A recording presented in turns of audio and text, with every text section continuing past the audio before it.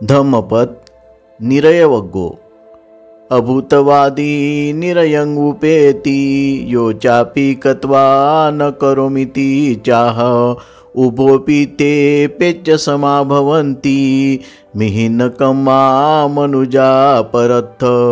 जे घडले नाही ते सांगणारा नरकात जातो आणि जो करून केले नाही म्हणतो तोही नरकात जातो। ही दोन्हीही नीचकर्मी माणसे मेल्यानंतर परलोकी समान होतात। अर्थकथा।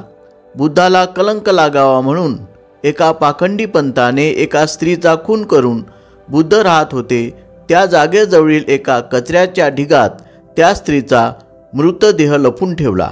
नंतर खून करणाऱ्यांनी खून केल्याचे आणि त्यात पाखंडी लोकांचा हात होता असे कबूल केले। खोट्या आरोपासंबंधी बोलताना बुद्धांनी ही गाथा उच्चारली।